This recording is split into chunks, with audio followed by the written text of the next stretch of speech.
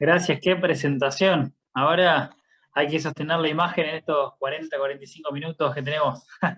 Pero bueno, primero, como corresponde, gracias por la invitación. Como siempre, un placer compartir. Y desde ya, prendan la camarita, activemos el chat. La idea es que sea una conversación entre amigos, que estamos compartiendo una forma distinta de emprender y una forma distinta de cuidarnos. Hoy vamos a estar hablando de lo que es nutrición, suplementación y enfermedades crónicas. Cuando hablamos de enfermedades crónicas, hoy voy a hacer mucho hincapié en algo que se llama síndrome metabólico, ¿sí? Me gustaría saber que pongan en el chat si alguien escuchó o quién nunca escuchó sobre síndrome metabólico. ¿Escucharon eso alguna vez? ¿Lo tienen presente? ¿No? ¿Sí? Bien, eso está bueno para empezar a familiarizarnos y decir, bueno, a ver a qué tipo de empresarios les voy a hablar. Hoy la idea es compartir un poquito una información básica que tiene que ver con el mundo de la salud y la nutrición, y también porque a veces cuando uno habla por ejemplo, diabetes o hipertensión, lo decimos, pero no sabemos lo que es. Entonces, bueno, acá díganme si se ve la pantalla. ¿Sí? ¿Se está viendo? Perfecto. En ese caso, vamos a estar hablando, acá por ahí está mi Instagram, yo nunca tengo ningún drama, por ahí si alguno se queda con dudas y demás, que después me escriban en forma privada, me manden, o sea, por supuesto con el respeto de Fede y demás. La idea es compartir y brindarnos, ¿sí? Somos todos parte del mismo equipo y vamos para el mismo lado. Y bueno, básicamente síndrome metabólico es una persona, ¿sí? Con un conjunto de síntomas que hace que esa persona tenga riesgo de padecer, ¿sí? Ahí voy a agrandarlo un poquito, no sé si se ve, entonces lo agrando. Si yo lo agrando, quizás a ustedes se les agrandan también. Entonces puede padecer ataques del corazón, derrame cerebral, ovario poliquístico, no sé si lo han escuchado. Son todas enfermedades metabólicas, problemas en las arterias, problemas de próstata, diabetes. ¿Y cuáles son los factores de riesgo? Y acá quiero que presten atención y vean en su ambiente, en su familia, con sus tíos, sus abuelos, los vecinos y demás, si hay personas con obesidad, si hay personas que se quejan de los triglicéridos altos o problemas de azúcar en la sangre o niveles de colesterol malo, por ahí no sé si han escuchado colesterol malo, colesterol bueno. Eso está bueno porque son los síntomas y factores de riesgo que forman parte de este conjunto que lo que hace es crear comorbilidades. ¿Qué significa? Que son distintos síntomas que colaboran para que el día de mañana también haya otro tipo de enfermedades o riesgos, ¿sí? Las causas de este síndrome son el exagerado consumo de azúcar. ¿De dónde viene? Primero de todos los alimentos procesados que consumimos constantemente, de lo que son las gaseosas, lo que son las aguas saborizadas, ni hablar en los panificados, ni hablar el resto de la industria, todo lo que es harina refinada, el alcohol, la falta de actividad física. Digamos, consideremos que el argentino promedio, 9 de cada 10 no come las 5 a 9 porciones de fruta y verduras al día recomendadas. Y por otro lado, tengamos en cuenta que la mayoría, 6 de cada 10, son sedentarios. Es decir, ¿qué es ser sedentario? Y acá te lo pregunto a vos. ¿Te movés 4 o 5 veces por semana al menos 30, 40 minutos o no?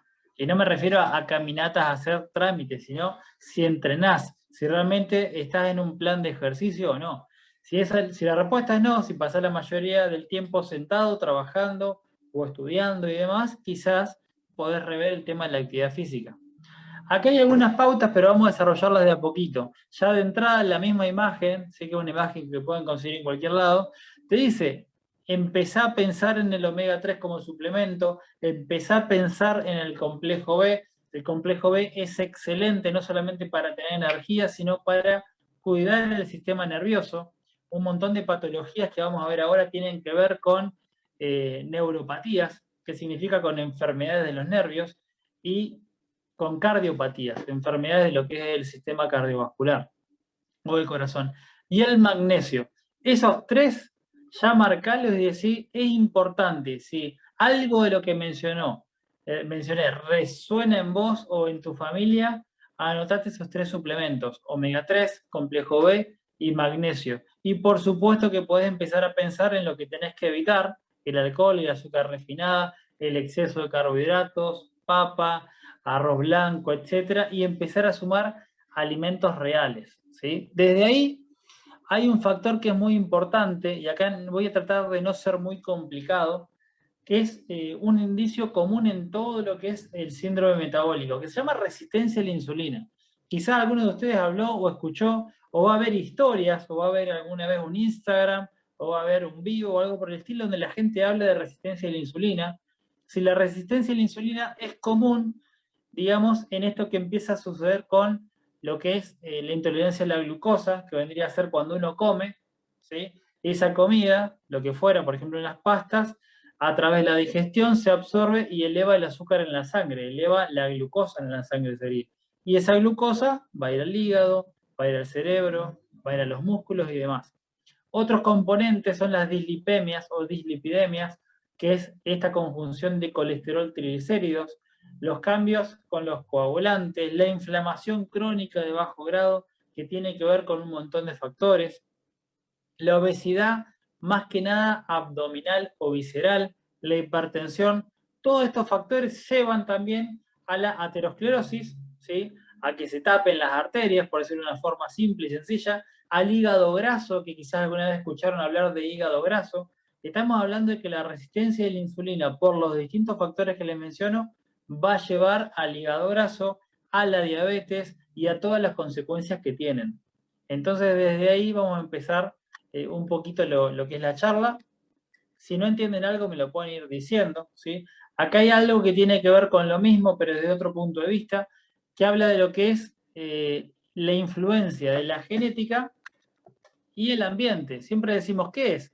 ¿La genética o el ambiente?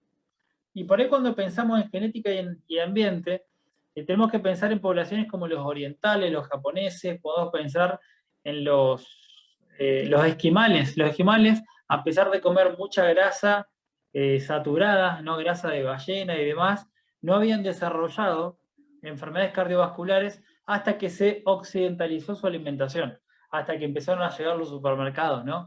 Entonces está bueno pensar cómo la genética y el ambiente se reúnen y empiezan a generar esta obesidad visceral, ¿sí? Que si sos varón y vos te medís la circunferencia de cintura y te da más de 102 centímetros, preocupate porque ya estás en lo que es la obesidad visceral, y si sos mujer y estás pasando los 90 también.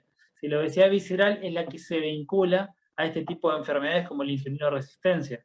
O sea, ahí nos tenemos que empezar a preocupar. La insulinoresistencia hace que la insulina no funcione en los lugares que tiene que funcionar, se eleva a nivel sangre, por eso hay hiperinsulinemia, y de ahí empiezan a suceder la otra cascada de problemas, ¿sí? Alteración de endotelio, que vendría a ser, digamos, la parte de adentro de lo que son los vasos, los vasos sanguíneos, inflamación, la obesidad en general. Cuando uno ve obesidad no es que hay una reserva de grasa y nada más, sino que hay un estado proinflamatorio. Cuando yo te digo proinflamatorio, ya tenés que estar pensando en una alimentación y una suplementación antiinflamatoria. Entonces desde ahí vamos a pensar en ese omega 3 y demás. Lo que es medida de cintura, para los hombres 102, ¿sí? O sea, 102 para arriba, estamos en riesgo. ¿Dónde medimos la cintura? Si vos vas al costado de tu cuerpo, vas a tocar dos referencias óseas, ¿sí? Una es la punta del hueso de la cadera, al costado, la cresta ilíaca, y el otro es la última costilla flotante. Si buscar el punto medio entre los dos, pasar por ahí lo que es la cinta métrica, y si te superas lo que es ese número o esa referencia, tendríamos que empezar a preocuparnos, ¿sí? Estos son lo que son los signos o síntomas que tienen que ver con lo que es el síndrome metabólico. Fíjense que acá dice ATP3, OMS y otras organizaciones. Digamos, hay distintas organizaciones mundiales que dicen, ¿esta persona tiene síndrome metabólico? Sí. Si te hiciste un control, no sé ustedes son de hacerse controles o no, capaz que son muy jóvenes muchos de los que están conectados, pero sí, tenés triglicéridos y te da por encima de los 150 miligramos, ¿sí? El colesterol bueno, que es el HDL, es por debajo de los 40 o de los 50 en las mujeres. La presión arterial, si te la mediste de arriba de 130 a 85.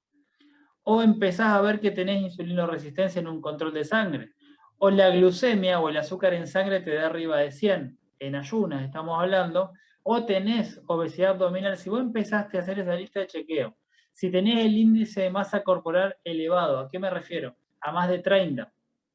Empezá a prestar atención porque tenés el riesgo. Yo te diría, si tenés 3 factores de estos, es para prestarle atención de que ya tenés un proceso de síndrome metabólico, de que tu cuerpo deberías empezar a prestarle atención para no tener los riesgos de comorbilidades y demás. Y más si tenés la carga genética previa en tu familia. Si en tu familia hay diabetes, hay hipertensión, hay colesterol, hay todo esto que estoy mencionando, presta atención y trata de que el índice de masa corporal, como vemos acá en el caso de la obesidad, que es la punta del iceberg. Si una persona tiene obesidad y el IMC le da por encima de 30, o sea que tiene sobrepeso, obesidad y tiene obesidad central, que particularmente se ve mucho en los varones, por eso está bueno verlo en la familia y verlo en uno mismo, sabe que por debajo de eso está la insulinoresistencia, está la hiperinsulinemia. Ojo, cuando esto empieza a pasar en los chicos, ¿sí? Si tenemos chicos de 6, 7, 10 años, 15 años, que empiezan a pasar con estas etapas de sobrepeso u obesidad, que ellos tienen sus propias tablas de IMC, hay que tener en cuenta que esa obesidad arrastra una insulinoresistencia, o sea que arrastra un síndrome metabólico ya a lo largo de los años. Por lo tanto, no va a ser lo mismo que vos con 30 años subas 10 kilos y después los bajes, si te va a ser mucho más fácil a que alguien que de los 10 años tiene sobrepeso y después lo va a querer bajar. Porque hay toda una cuestión metabólica, como las dislipidemias que le decía, o la diabetes, o la insulinoresistencia y demás, que se van juntando. Entonces, esa persona con obesidad muchas veces va acompañado de hipertensión. Muchas veces esa persona con obesidad tiene diabetes, y si no la tiene, o quizá no se hace ningún análisis, quizá no se cuida mucho, ¿sí? O a veces no, me dieron alto los triglicéridos, me cuido una semana y después ya no se cuida, o le dio alto el colesterol y no le presta atención y demás. Entonces está bueno empezar a ver, ¿sí?, si realmente esa persona con obesidad viene arrastrando el resto de los factores del síndrome metabólico. Si prestamos atención acá, lo que es obesidad e insulinoresistencia, combinado con la inactividad física, son factores de riesgo para el síndrome metabólico. ¿A qué voy con esto? ¿Sí? A que prestemos atención a nuestro ambiente. ¿Sí? Personas que tienen obesidad abdominal, fundamentalmente varones primero. Las mujeres empiezan a tener más obesidad abdominal, salvo algunos casos, pero en la mayoría, después de los 45, 50 años. Ahí, usualmente la mujer, cuando es más joven, va a depositar lo que es el exceso de grasa en las caderas, en las piernas. Pero después, con los años, vamos a empezar a ver que es más abdominal, ¿sí? Acá tenemos un ejemplo, ¿sí?, de lo que es el IMC y la obesidad. Si nos acercamos un poquito, vemos el índice de masa normal que se calcula con tu peso dividido el cuadrado de la talla, ¿sí? O sea, voy a hacer, por ejemplo, 75 kilos dividido 1,75 por 1,75. Ese resultado, si te da entre 18,5 y 24,9, tenés un peso normal. Si te da de 25 a 29, sobrepeso. Y si te da de 30 para arriba, y ahí es cuando vemos el tema de la obesidad visceral y demás, de ese tipo de grasa, que va con el hígado graso, la insulinoresistencia, le empezamos a prestar atención. Si quieren pueden ir tirándome en el chat si se va entendiendo lo que les voy diciendo. Y acá empezamos a tocar el tema de la suplementación y la nutrición. ¿Qué conclusiones sacamos? Y este extracto lo saqué de una investigación que se hizo al respecto de muchas personas con una obesidad de IMC más de 35, y decían que es normal ver en las personas con sobrepeso déficits nutricionales. O sea que es normal, tiene un exceso de comida, pero tiene déficit de nutrientes. ¿Sí? Eso son las dos caras de una misma moneda. Tenemos un exceso por un lado y un déficit por otro. ¿Cuál es el déficit normal en la persona con obesidad? En Argentina es normal, en realidad, el déficit de vitamina D. Es muy normal el déficit de vitamina D. Este año ya estuvimos viendo que la vitamina D es muy buena para elevar las defensas también, para prevenir las que son las comorbilidades del COVID-19 y demás, así que también está bueno tenerlo en cuenta para el resto de la población. Pero en una persona con obesidad está bueno pensar en la suplementación con vitamina D, con hierro, con ácido fólico, que casi siempre son deficientes, ¿sí? Y por otro lado, y estamos hablando de personas que a veces también tienen, como ahí dice, preoperatorio de cirugía bariátrica, ¿sí? Personas que tienen ese tipo de obesidad también. ¿Qué le vamos a recomendar a las personas con obesidad? De entrada, obviamente una dieta más baja en calorías de la que viene consumiendo. Si viene consumiendo 2.500, que por lo menos consuma 2.000. Así tenemos un déficit energético, que sea rica en proteínas para que sea saciante, que sea rica en grasas si quiere, pero que sean grasas saludables, entonces se llena y no pasa hambre. Y desde Nutrila y desde la suplementación está bueno recomendar. Yo siempre recomiendo lo que es el reto calórico o el reto saludable, porque es un desafío a corto plazo, que son 30 días, donde incorporás un multivitamínico. Yo recomiendo siempre lo que es el XX, o el daily, podría ser la proteína vegetal, que por acá la tengo, ¿sí? La proteína vegetal que se puede combinar en salsas, en batidos, en licuados, que como no tiene sabor, no tiene olor, no cambia la textura de los alimentos, es fácil de incorporar y es una forma de sumar más proteína en la alimentación sin sumar lactosa, sin sumar grasa, sin sumar nada que nos pueda perjudicar. Y además el inhibidor y el acelerador de grasas, que si prestamos atención, tiene tirosina, té verde, canela y jengibre, que cada uno de esos por separado ya tiene un montón de funciones y combinados mucho más para acelerar el metabolismo. Ayuda muchísimo para las personas que están estancadas en su peso. Y el inhibidor de grasa, que tiene carnitina, que en sí mismo ya es un quemador de grasa, y la garcina y el café verde, que también ayudan a dar saciedad, por otro lado. Además de eso, le podemos recomendar lo que es el body kit, el batido, que puede ser de chocolate, de vainilla, puede ser para reemplazar una cena. Si por ahí la comida más fuerte de la persona es la cena, podría empezar a reemplazarla por un batido. Está estudiado que las personas que a veces reemplazan una cena por 30 días, a largo plazo tienen menos efecto rebote que los que simplemente hicieron una dieta baja en calorías. O sea que reemplazar una cena por un batido es una buena alternativa para perder peso, más cuando uno está un poco estancado. También ayuda el CLA500, que el CLA500 lo que ayuda es a quemar la grasa subcutánea. Yo lo recomendaría más para las personas que están entrenando que para alguien que tiene IMC 35, pero le puede servir.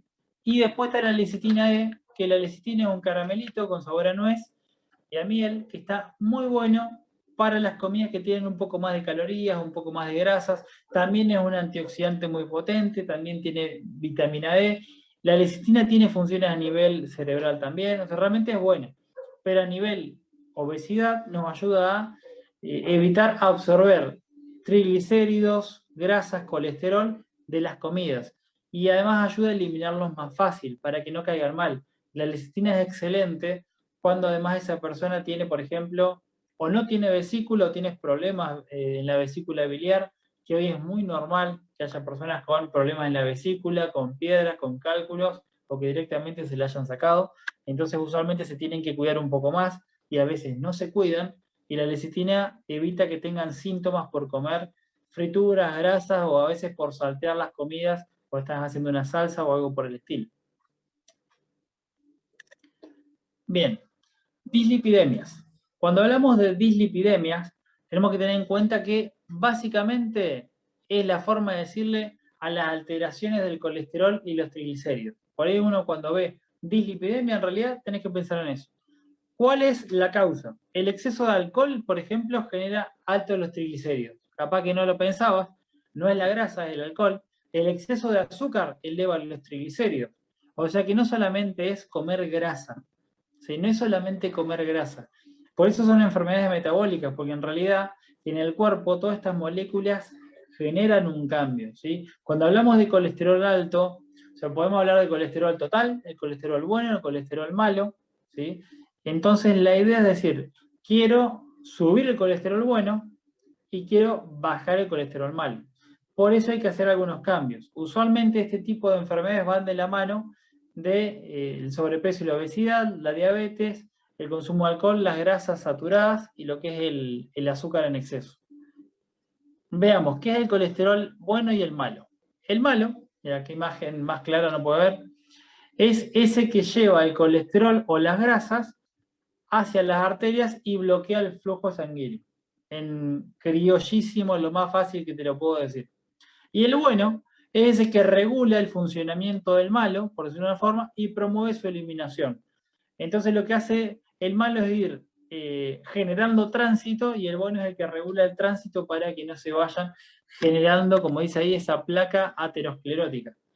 Más o menos, cuando vos hablas de colesterol, tenés que entender esto, ¿sí? Es lo más básico. Y cuando ves un análisis o querés entenderlo, no sé si alguna vez tuvieron la posibilidad, o cuando hablan con un amigo y le quieren recomendar algún suplemento, un omega 3, lo que sea, tenés que entender que el colesterol bueno y el malo tienen sus límites, que el triglicérido tiene sus límites. Acá te estoy dejando en la pantalla cuáles son esos límites. Y si un día querés interpretar un análisis de sangre, lo único que tenés que entender es que el colesterol deseable es menos de 200 miligramos por decilitro y ya pasados son arriba de 240. Los triglicéridos menos de 200, algunos, de acuerdo al criterio, dicen menos de 150, más si tenés en la familia cierta predisposición, ¿no? Obvio. El colesterol bueno tendría que estar arriba de 40, 45. Si por ahí alguno tiene un análisis como para chequearlo, está bueno para darse cuenta y mirarlo, ¿sí? Y algunos tips para este tipo de patologías. A mí me gusta mucho hablar de una alimentación saludable basada en real food o en comida real. ¿Qué significa? En comida que no venga en paquete. Lo ideal es que vos puedas recomendarle a las personas alimentos que no vengan procesados. O sea, tratar de, no pasa nada un día, ¿sí? Lo importante es no vivir a paquetes, no vivir a enlatados, no vivir a procesados, no vivir a papas fritas de paquete, a conitos, a chisitos, a ese tipo de cosas, ¿sí? A gaseosas, a alcohol, por supuesto. Hay que tratar a cerveza y demás. Hay que tratar de eso dejarlo para el esporádico. Yo te recomiendo una regla 80-20. O sea, cuando vos estás en control, el 80% de las veces, tratar de estar con este real food, con la comida real, con la comida de la carnicería, de la verdulería, de la dietética, y el 20% cuando o te quieres dar un gusto, hay una reunión, que no estás en control total, bueno, está bien, no pasa nada, si somos seres humanos y hay un evento social. Pero lo importante que podemos recomendar, ¿sí? Es que hay que elevar los ácidos grasos monoinsaturados, se llaman, ¿sí? ¿Dónde están? La palta, el maní, las aceitunas, el aceite de oliva, de canola y de soja. Esos son, digamos, las fuentes de ácidos grasos monoinsaturados. Y elevar los poliinsaturados. La realidad es que el poliinsaturado omega 3 de la semilla jamás se puede comparar con el del pescado. No existe, digamos. O sea, realmente siempre todas las investigaciones van a sostener que el de pescado tiene el DHA y el EPA, que son más funcionales al cuerpo, que son mucho más antiinflamatorios y que además tienen otras funciones a nivel de la membrana celular del cuerpo. Por eso es tan necesario comer pescado de mar, ¿sí? Y como la mayoría de las personas no consumimos pescado de mar, por lo menos en esta región, o en Argentina en realidad, o sea, quizá en España, quizá en Portugal, quizá en regiones costeras, pero acá no. Y la realidad es que tampoco, digamos, se consigue una buena calidad de pescado. Si quizá compras pescado de mar, estás comprando congelado y tampoco sabes de dónde viene, si de un criadero, si es salvaje. Por supuesto que enlatado estamos hablando de que queremos real food, entonces enlatado no va a entrar en la ecuación, hay que tenerlo presente. Entonces ahí es cuando entra en juego la suplementación, ¿sí? Y por eso yo recomiendo a todo el mundo tomar el omega 3. Tengas dislipidemias o no tengas dislipidemias. Si no la tenés, vas a aumentar la concentración, vas a mejorar la irrigación o el flujo sanguíneo y demás. En todo lo que es, en cualquier dieta, te diría yo, es muy recomendable el omega 3. Y en deportistas, por ejemplo, o en artrosis, artritis y demás, todo lo que termine en itis, que es inflamación, el omega 3 también es necesario. Si alguien es vegano, por supuesto que tendría que evaluar, si digamos, el por qué es vegano. Hay muchas personas o hay muchas razones para uno tener una dieta vegetariana o ovo-lacto o vegana. Y a veces, de acuerdo a los criterios, este omega 3, aunque es de pescado, yo lo podría recomendar como para decir, bueno, con este suplemento, porque no lo vas a encontrar en el mundo vegetal. De esa calidad estamos hablando, ¿sí? Evitar el alcohol. El alcohol lo que hace es elevar las grasas y los triglicéridos. Evitar las grasas trans. ¿Dónde están las grasas trans? Margarina. Por ahí ya no es usual usar tanta margarina, pero cuando vos vas a la panadería y te compras unas medialunas, unos bizcochos o una galletita unas pepas o unas surtidas, realmente ahí sí tenés grasas hidrogenadas. No te va a decir margarina, lo que dicen es grasas hidrogenadas. Las grasas hidrogenadas son las margarinas, que son peor que la manteca. Entonces, en ese sentido, tenés que empezar a evitar, como te decía, las galletitas de paquete, y evitar, no quiero decir marcas, pero todas sabemos cuáles son, y si te pones a leer y tiene más de 5 o 10 ingredientes lo que estás comprando, y tiene aditivos que no sabes el nombre, que son puras letras y números desconocidos, y prestarle atención y tratar de que sean de ese 20% de las comidas cuando saliste y no hay otra cosa, porque no te organizaste, pero en tu casa, cuando vos planificás lo que comes, si es que lo planificás, trata de que no estén. Ahora, otra cosa recomendable, ¿sí?, es sumar fibra. La mayoría de las personas no cubren la recomendación de fibra diaria. La fibra lo que hace, que por acá tengo dentro de los suplementos, primero en los alimentos la fibra está en granos integrales, en lo que son las cáscaras, lo que son los ollejos, las semillas y demás. Si no estás comiendo 5 a 9 porciones de frutas y verduras, por supuesto que no la estás cubriendo. Si no tenés el hábito de elegir lo integral, y la fibra agregada, se puede decir unas galletitas con fibra agregada, no tienen la misma biodisponibilidad ni funcionabilidad que la fibra que ya venía. No es lo mismo consumir el grano entero que el grano refinado que se le agregó fibra. Cuando el grano refinado se agrega fibra, no funciona igual que el grano entero. Eso es para tenerlo presente. De ahí que te recomiendo sumar legumbres en tu alimentación. Y dentro de los suplementos recomendados para la dislipidemia, ¿sí?, por supuesto el que ya mencioné, el omega 3, por la carencia que tenemos en nuestra alimentación y porque realmente es funcional a este tipo de patologías. La fibra Nutrilite, esta que vemos acá en la pantalla, vienen 30 sobres y realmente no tiene sabor, no tiene olor, puedes tomarlo en un vaso en las mañanas o mejor con las comidas que tienen carbohidratos o que tienen grasas, y te va a ayudar a no absorber tantos carbos o tantas grasas en ese momento y tampoco a repetir las comidas. Y además, obviamente, va a mejorar el tránsito intestinal. También la proteína vegetal, que ya les mencioné, que esta proteína en particular no tiene colesterol, pero la función de la proteína vegetal y de la soja en particular es que baja y ayuda a bajar el colesterol y mejora lo que es la salud del corazón, ya por sí misma. Y otro suplemento que está bueno para tenerlo presente es el CalMAC-D. ¿Sí? El CalMAC-D, ya le dije que la vitamina D es deficiente en las personas con obesidad, por lo menos de acuerdo a distintos estudios, y el magnesio y el calcio juegan distintos factores que hacen que mejoren lo que es el perfil lipídico y también, ya vamos a ver más adelante, que baje lo que es la presión arterial, que ahora lo vamos a ir viendo. Si por ahí tienen preguntas, me lo pueden ir mencionando. Acá les dejo algunas imágenes de los suplementos que les mostré para que se vean mejor. Por un lado la lecitina, que la lecitina de soja en particular, acá, alguien que consume, si después. Bien, la lecitina de soja en particular tiene muchas funciones, esta es fácil de asimilar y está buena para ese tipo de patología. El calcio, magnesio con vitamina D, está bueno también para las personas con lo que es síndrome metabólico. Y acá algunas particularidades del omega 3 que te lo quería mencionar. Fíjate, estas son números reales. Reduce lo que es colesterol malo, acuérdense, es el que lleva ese colesterol y ese triglicérido a formar la placa, el ateroma, a que se tape por ahí la arteria. Reduce los triglicéridos, eleva el rendimiento y la calidad en los procesos cerebrales, disminuye el riesgo de paro cardiovascular o cardíaco, disminuye muchos tipos de cánceres, la fibra también disminuye distintos tipos de cánceres. Es recomendable en el autismo, así que el omega 3 es algo para incorporar, sin duda, ¿sí?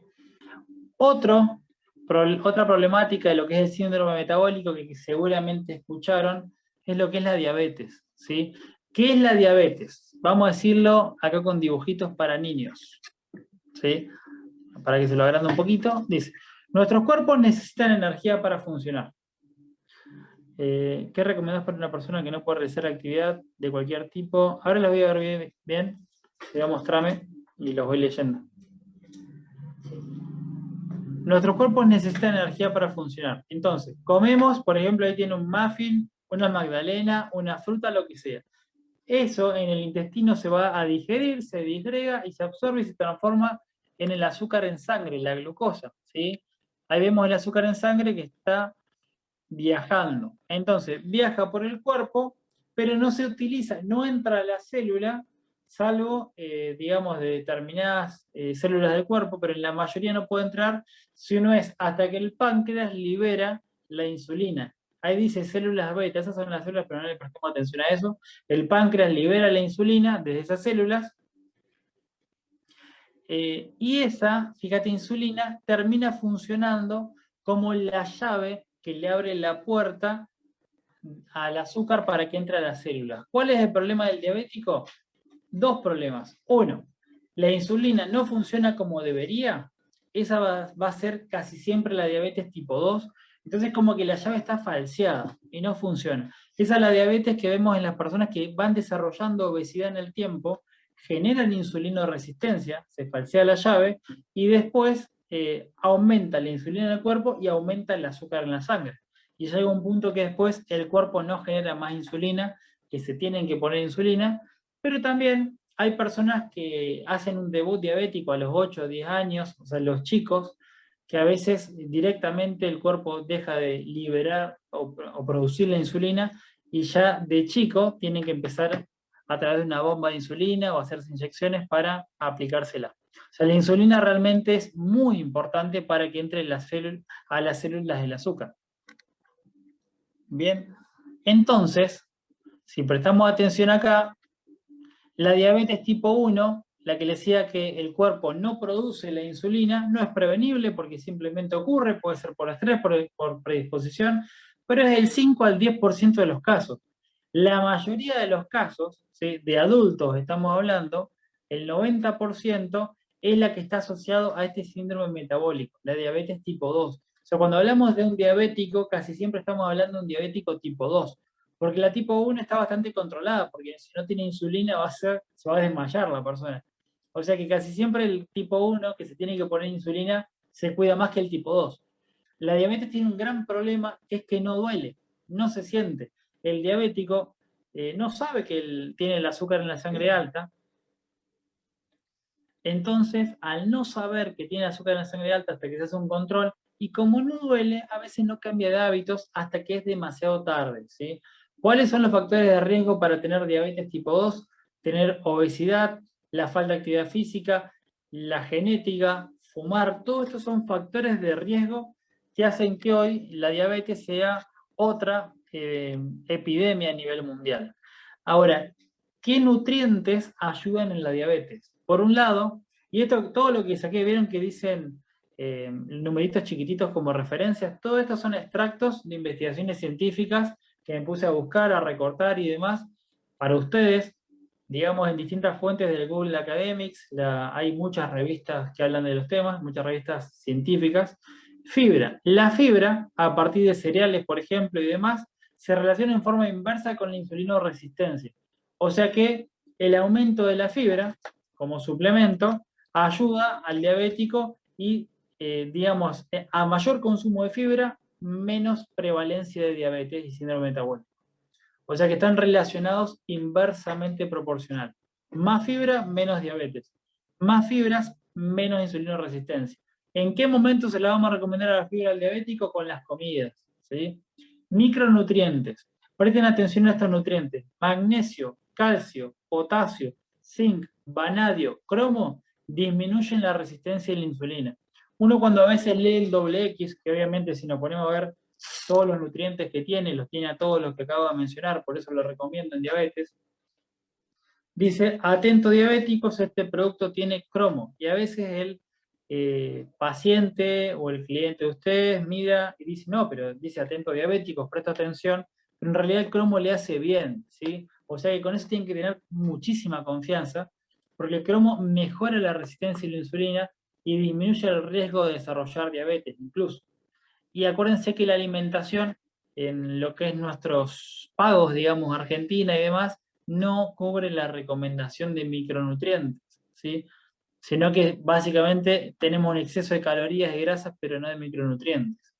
Otro detalle ahí, vamos a ver si se lee bien, dice, la soja, ¿sí? Es un alimento importante para el control del síndrome metabólico, para los lípidos sanguíneos, colesterol, triglicéridos, y para las citoquinas inflamatorias, que son una referencia de la proinflamación del cuerpo, ¿sí? Entonces, yo no les quiero hablar muy complicado, por eso se los quiero más o menos leer y que me sigan, pero el consumo de soja, ¿dónde tenemos soja? En la lecitina, en lo que es la proteína vegetal, se asocia negativamente, o sea que a mayor cantidad de soja, menos resistencia a la insulina, menos colesterol malo, ¿sí? Y disminución de lo que son moléculas proinflamatorias. Y por otro lado, lo que es acá, el cromo, se lo agrando un poquito, es un elemento, para que la tengan más clara, ¿sí? Dice acá, la adición de cromo a la dieta mantiene la tolerancia a la glucosa, reduce la grasa corporal, incrementa la masa muscular y la sensibilidad a la insulina. Ahí está la referencia 28, al que quiera después yo le puedo mandar los links de las revistas y demás, si lo investigan por su cuenta. Pero básicamente cromo disminuye, o sea, mejora la tolerancia a la glucosa, baja la grasa, aumenta la masa muscular, está buenísimo, ¿sí? Para tenerlo presente. Y por otro lado, cuando hablamos de grasas y diabetes, acá lo que vamos a ver, ustedes van a ver que dice MUFA y PUFA, ¿sí? Así de simple. MUFA es monoinsaturado, lo que le dije hoy, maní, palta, aceite de oliva, aceitunas, etc. Y lo que es PUFA son los poliinsaturados, los omega 3, ¿sí? Entonces, dice, el omega 3, por acá abajo, puede mejorar los niveles de TG, son triglicéridos, mejora los niveles de triglicéridos en el plasma, ¿sí? Y modula el desarrollo de diabetes, pero no está bien estudiado el tema, pero los mejora. Entonces, ahí es cuando recomendás claramente la fibra, la proteína, el doble X que tiene todos los micronutrientes, el omega 3 con sus ácidos grasos, el magnesio, dice, la disminución de la ingesta de magnesio se relaciona con el aumento de riesgo de padecer síndrome metabólico y diabetes. Entonces, se ha visto que las personas con diabetes tienen más riesgo de tener baja concentración de magnesio. ¿Qué nos dice esto? Tenemos que recomendar también o un multivitamínico como el doble X o el Daily, que tiene el magnesio, o el Calmag-D, para encarar por ese lado. El magnesio se recomienda muchísimo, pero recuerden que lo que es de Nutrilite tiene mejor biodisponibilidad. Se absorbe mejor y además los excipientes no son talco, o sea, no da gastritis, no da acidez, no cae mal. Recuerden que estos productos pasan por 500 controles de calidad, desde la semilla hasta el suplemento, con un control de trazabilidad total.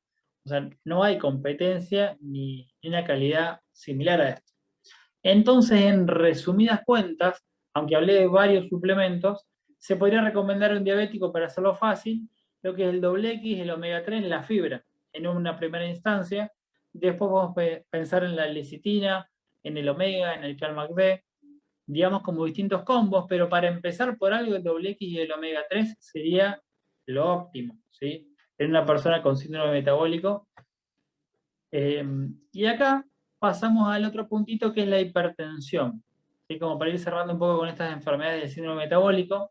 ¿La hipertensión qué es? O la presión alta, ¿sí? Es conocida acá, dice, como la muerte silenciosa, porque es otra patología que no duele, como la diabetes. O sea, vos no te das cuenta que tenés presión hasta que, mira, me hice un control y me midieron, tengo presión alta. Qué raro. No, pero me dio una vez. Claro, pero si vos te midieras todos los días, te vas a dar cuenta que si ya tuviste presión alta, es posible que ya tengas la presión alta y tendríamos que prestarle atención a eso, ¿sí? La presión alta eleva el riesgo de un ataque al corazón o un accidente cerebrovascular, trombosis, derrame. Así de simple. Entonces no es una pavada. El tema es que no duele hasta que es demasiado tarde. Eso es lo que tiene. La hipertensión, ¿sí? Acá les puse una imagencita donde podemos ver cómo un corazón de un hipertenso se dilatan las paredes de lo que es el corazón, ¿sí? Entonces el flujo sanguíneo es reducido, o sea, hay menos oxígeno para todo el cuerpo, labura más ese corazón. Imagínate toda la vida laburando con hipertensión. Por eso es tan importante el tratamiento del hipertenso, y ahí vamos a ver cómo realmente la suplementación es clave en este tipo de personas, ¿sí? Acá vamos a ver la tensión arterial normal, 80-120. Ya si te da 90-140, tenés hipertensión. Presta atención, mídense. chequeen, vayan, evalúenlo, hablen con su familia, y la idea de esto es simplemente, digamos, poner en crisis e informar, es decir, no es joda, no es joda, es prestarle atención. En cuanto al tratamiento alimentario o dietético de la hipertensión, que hay que aumentar y que hay que bajar. Me encantó esta imagen, por eso la puse así. No es de la mejor calidad, pero espero que les sirva, para que la vean a ver un poquito más, por si quieren hacer una captura. Por supuesto que hay que reducir el sodio. El sodio no solamente es la sal de mesa, sino son todos los alimentos procesados que se le agrega sodio para que sea, digamos, dure más como conservante, ¿sí? En la industria alimentaria se agrega.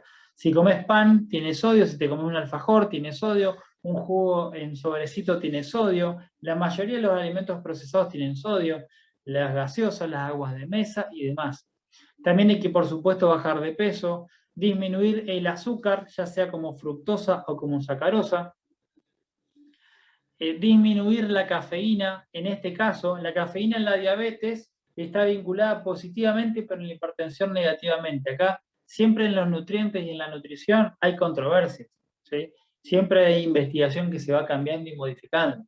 Lo que hoy es así, quizás mañana no es tan así. O lo que hoy te digo que es así, hace 10 años quizás se decía lo contrario, por eso está bueno actualizarse.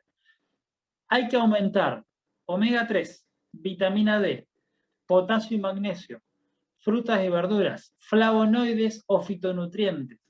Entonces, ¿qué se nos ocurre acá? Por supuesto el omega 3 que ya hablamos, el CalMag-D o el doble X o el Daily con vitamina D, el magnesio del CalMag-D o los multivitamínicos, y lo que es Daily o doble X por los fitonutrientes. Acuérdense que estos flavonoides o fitonutrientes, ya, salvo que vos tengas una huerta en tu casa, como tengo yo y estoy contento, no tienen tantos nutrientes como los que tenían hace 30 o 40 años, ¿sí? Eso pensémoslo de esa manera. Entonces, acá están los valores normales de lo que es hipertensión, tensión normal o ideal, para que le prestes atención, para que lo cheques. ¿Y qué vamos a recomendar? Un multivitamínico como el Daily o el Doble X, el omega 3 y el CalMag-D. ¿De qué estamos hablando? En el síndrome metabólico, que es algo tan normal y tan usual, acuérdense que 6 de cada 10 argentinos tienen sobrepeso o obesidad.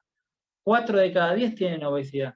O sea, te estoy diciendo que de cada 10 personas que ves, 4 tienen algo que ver con el hígado graso, con la hipertensión o algo por el estilo. Entonces, es para tomar conciencia y decir cuánto puedo ayudar a estas personas, porque realmente con la alimentación o con el estilo de vida que tienen no lo van a hacer. Muchas veces, o estas enfermedades son silenciosas. Entonces, al ser silenciosa, es más difícil que la gente tome conciencia. Si a vos te duele la muela, digamos, te duele tanto que vas a hacer todo lo necesario, te vas a cuidar, vas a ir al dentista, porque el dolor de muela es jodido. Si vos te pinchaste o te golpeaste con lo que es no sé, el dedito del pie con el sillón, no va a parar hasta tratártelo porque te duele. Ahora, cuando una enfermedad la tenés pero no te duele, no le prestás atención. Por eso es necesario crear conciencia. Y es tan difícil cambiar los hábitos para estas personas, porque realmente no sienten que tengan nada. Entonces ahí es más fácil decirle, bueno, ya que es tan difícil cambiar el hábito, te recomiendo por lo menos sumar el omega 3 y el daily o el doble X a tu vida, la fibra con las comidas. Si por ahí decís, bueno, me doy el permitido y el diabético se come unos tallarines caseros, que sabemos que no sería lo ideal en ese caso, darle alguna sugerencia, por eso te estoy informando, y además recomendarle la fibra y demás. Entonces, algo importante, todo esto se trata por separado, ¿sí? Que ese es un gran error de los tratamientos. Yo ahora te dije todo por separado, pero en realidad esto es un síndrome metabólico que incluye todo, que tiene como base fundamental lo que es la insulinoresistencia a partir de la obesidad y a partir de la alimentación. Entonces, no podemos hacer, no, pero entonces no me cuido con esto y solamente saco la sal. Entonces me cuido de esto, pero no aquello. O sea, somos un todo y esto debe verse como un todo. Por eso es necesario entender esto, que estás intoxicado e inflamado. Si tenés el síndrome metabólico, tu cuerpo está intoxicado e inflamado, ¿sí? Y se puede sanar cambiando los hábitos, cambiando obviamente la actitud hacia el ejercicio, suplementando con nuestra actitud mental, si la mayoría de las personas no están dispuestas a un cambio hasta que es muy tarde.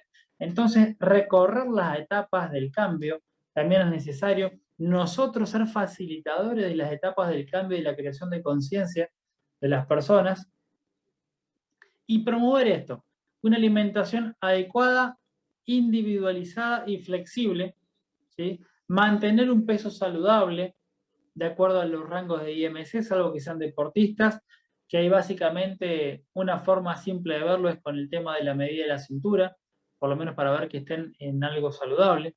Recuerden que ser deportista no es sinónimo de salud. O sea, deportista de elite no es salud, es antisalud, porque muchas veces, digamos, se lleva al cuerpo a ganar, no a estar sano. Entonces eso hay que tenerlo muy presente. O sea, el objetivo cuando es ganar y no es estar sano va para otro lado, ¿sí? Facilitar el metabolismo normal a través del equilibrio de los macronutrientes, proteínas, grasas, hidratos, minimizar esa fluctuación de glucemia. ¿Cómo la minimizamos?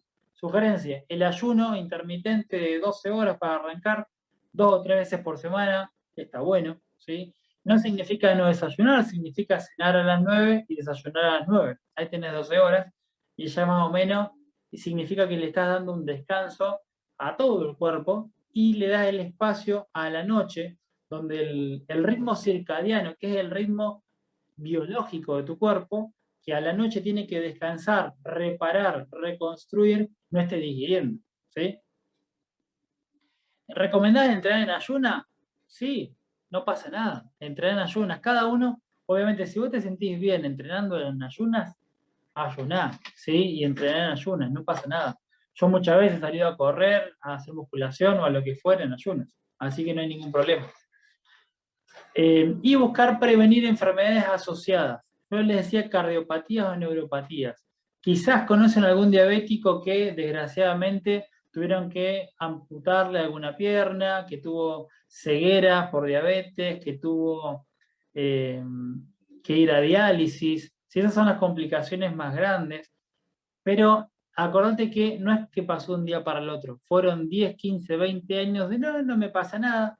Bueno, hoy un día más, y esa inconsciencia, ese no dolor, lleva a que esas moléculas de glucosa vayan perjudicando a todo el organismo. Por eso es importante crear conciencia. Entonces, promover estos alimentos reales con una dieta antiinflamatoria, evitar lo procesado, los conservantes, aditivos, las harinas refinadas, los lácteos muchas veces también son proinflamatorios para tenerlo presente, todo lo que es el yogur industrializado, la leche también, el azúcar simple en líneas generales. Sugerir de entrada el trío fundamental, proteína, omega, doble X, es excelente, el descanso mental y corporal, el ayuno que les decía, y el ejercicio de fuerza, no solamente el cardio, no es 3 veces por semana salir a caminar. O sea, esa recomendación te puede servir para descansar. O sea, si no haces nada, obviamente que sirve.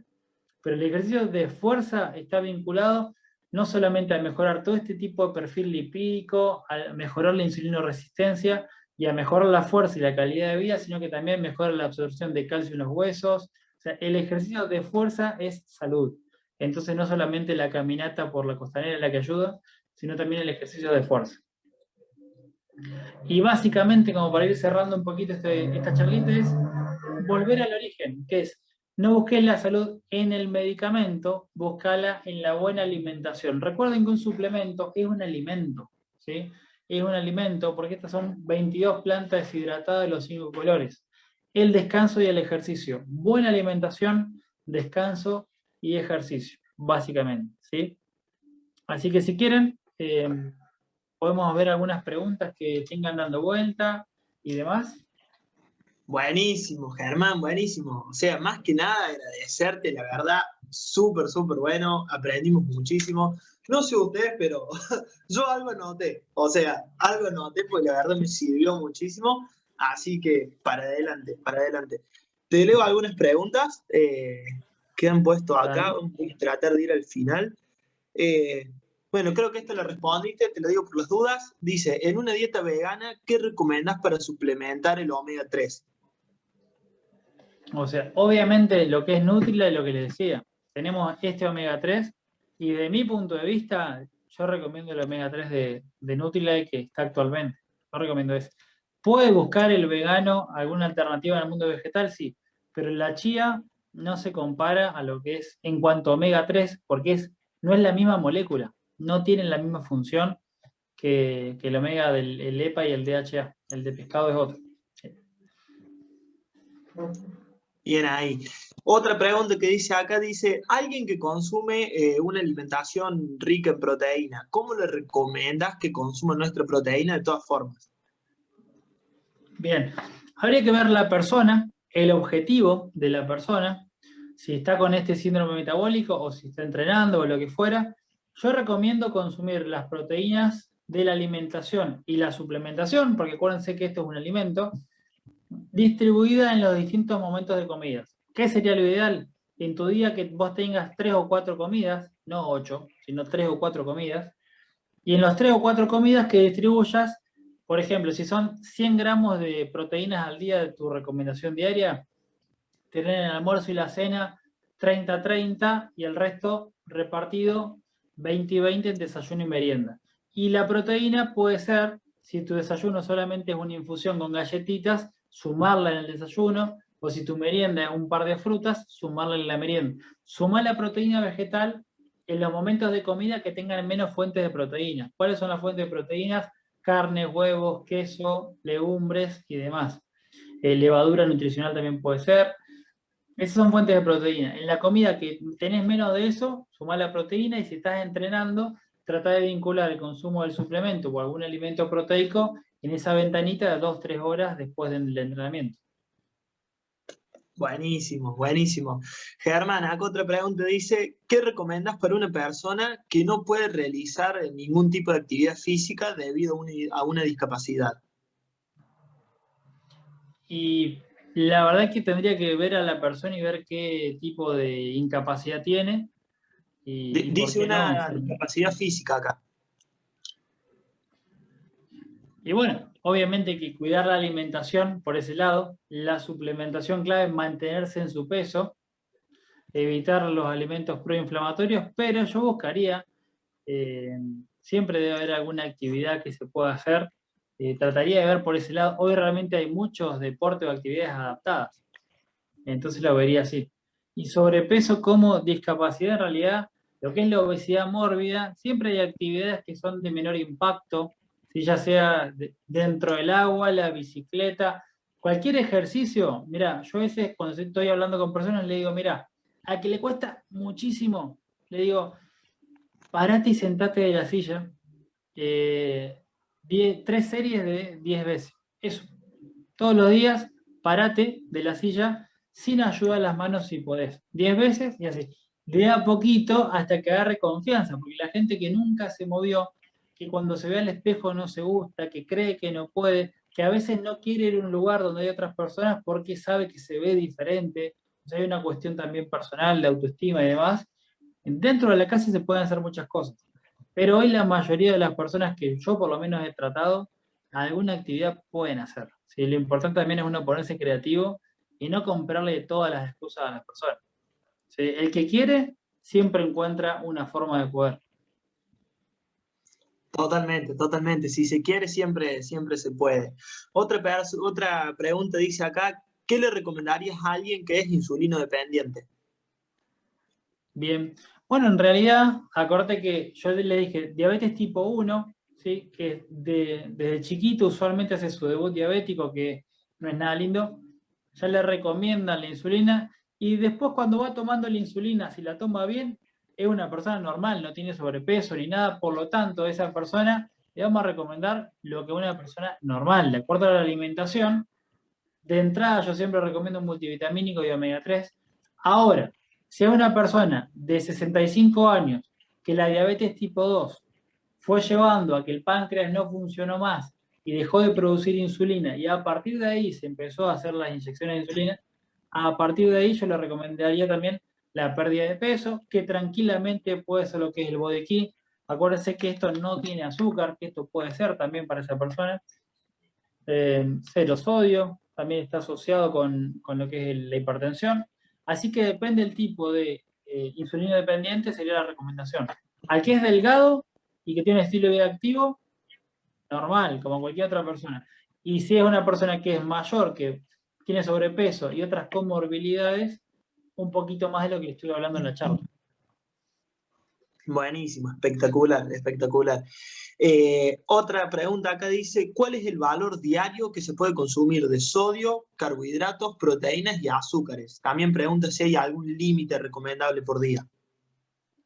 Y depende de la persona y sus objetivos. Eso es muy, muy, digamos, personal. De proteínas, entre 1 a 2 gramos de proteína por kilogramo de peso, ¿sí? Entonces, si sos maratonista, 1,5 por kilogramo. Y si sos alguien que quiere perder peso, 2 gramos por kilogramo. Si querés aumentar masa muscular, también iría a 2 gramos por kilogramo. Carbohidrato depende mucho del movimiento, grasa también. Ahora, lo que te podría decir del sodio, la mayoría de las recomendaciones están en 2.400 miligramos diarios, ¿sí? Que vendrían a ser 5 gramos de sal por día. Una persona sana. Ya una dieta que es reducida en sodio es menos de 2.400 miligramos. Buenísimo, buenísimo. Y Germán, más o menos, esta es una duda mía. ¿En qué cantidad de alimentos vemos esa cantidad de sodio? O sea, si desayunamos con 2 o 3 bizcochos a la mañana, ¿cuánto sodio hay ahí? ¿Cómo calculas Y eso mirá, a ojo? en alimentos reales, cuando hablas de carne, huevos, frutas, verduras, el sodio es bajísimo. O sea, con alimentos reales no llegás ni a 1 gramo. Yo te estoy hablando de 2,5 gramos y con alimentos reales no llegás ni a 1 gramo. Ahora, cuando sumás panificados, ¿sí? Capaz que 100 gramos de pan tienen 200 miligramos de sodio, que te tendrías que comer muchísimas frutas para llegar a eso. O sea, usualmente cuando uno llega a comer paquetes industrializados, leete, cualquier galletita te va a decir por porción 200 miligramos de sodio, cuando la fruta no tiene prácticamente nada. Entonces, una persona que necesita reducir el sodio, como le dije al principio, alimentos reales, ¿sí? No empaquetados. La mayoría de la sal que proviene de la alimentación no viene de lo que encontramos ni en la carnicería ni en la verdulería.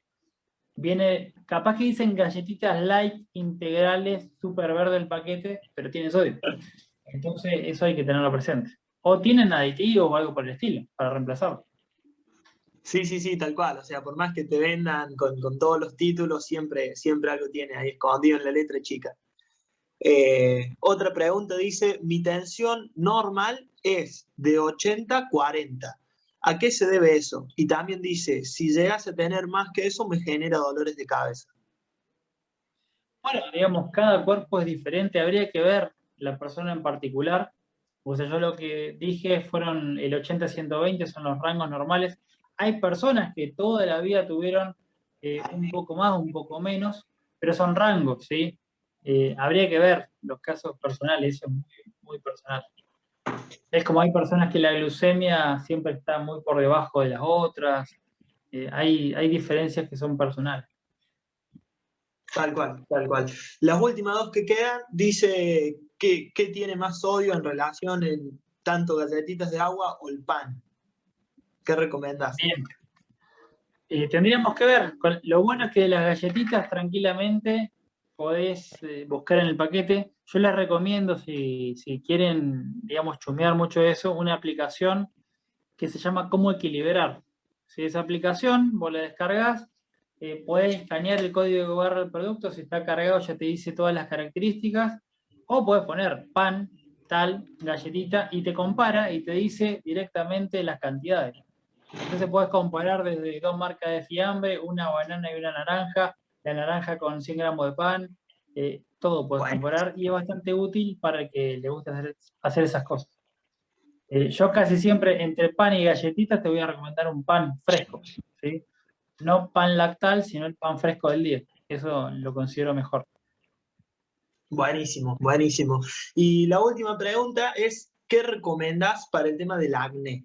Si hay algún suplemento para el acné. Bueno, para el acné, lo más importante pensaría obviamente una muy buena higiene a la hora de facial, ¿no? Con todo lo que es skin nutrition que tenemos ahora, piel seca, piel grasa. clave, y el HCN, todo lo que tenga zinc es necesario. El acné también es una inflamación. Yo pensaría en zinc y buscá el zinc donde está, en el HCN, en el XX y también en el omega 3 como un antiinflamatorio.